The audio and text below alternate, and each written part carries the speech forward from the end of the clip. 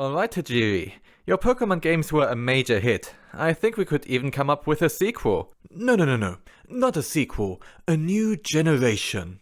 Why am I concerned about your phrasing? Oh, no need to fret, Game Freak. You see, this new generation will introduce 2 brand new types. Oh, okay, so you're just adding some new stuff to elevate the new games from the older ones. I mean, I'm not quite sure why we wouldn't just call them sequels, though. Because I said so. Okay, geez, fine, have it your way. So, what types did you want to introduce in this second generation? The first will be the Evo type, and the second is Steel. Wait, Steel type? Didn't you already mention it last time we spoke? I know, that's how I got the idea. What? But... whatever.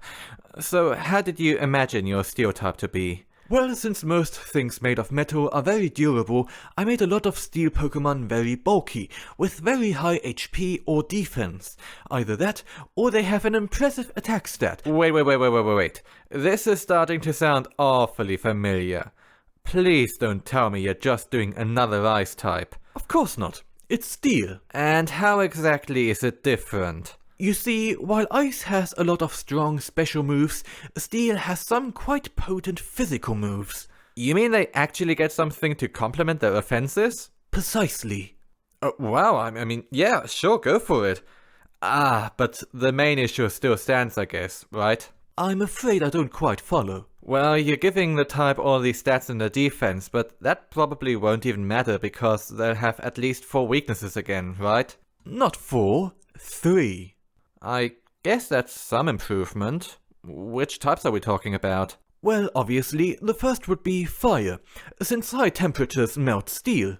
Well, yes, but that takes over 1,000 degrees Celsius, or over 2,000 degrees Fahrenheit if you're American. At that point, you'd evaporate water, melt boulders, and... Next is fighting type. Okay, that settles that then. Pokemon of this type are able to unleash powerful blows of high impact, which should be enough to bend or even tear steel, and because it is not very flexible, it cannot really recover from it. I guess we can let that slide. And lastly, water, I assume, since it makes metals rust? Don't be absurd. Although, we could make water resist steel. Point taken. That wasn't what I had in... No, the third weakness is the ground type.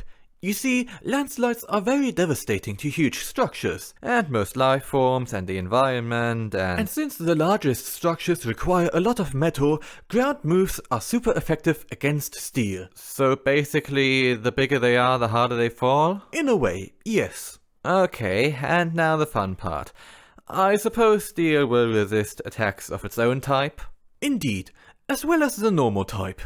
Oh, wow. Now, that's actually some improvement. Being resistant to one of the most common... And the rock type. Rock too? I mean, it is harder... And the bug type. And the grass type. Hang on, don't you think this is getting out of hand? And the psychic type. And the flying type. Stop it. The ice type. That was to be expected. And the dragon type. Come on, even dragons? The ghost type and the evil type. And... Tajiri, no, that is way too many resistances.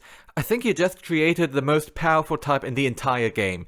I mean, stat privilege, good offense, and resistance to over half of the entire roster?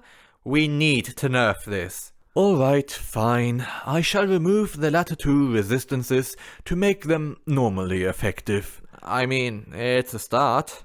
But I'll make it resist whatever type we include next. Beg your pardon? Did I actually mention that steel is immune to poison attacks too? What? It won't even receive the poison status in any way. Son of a...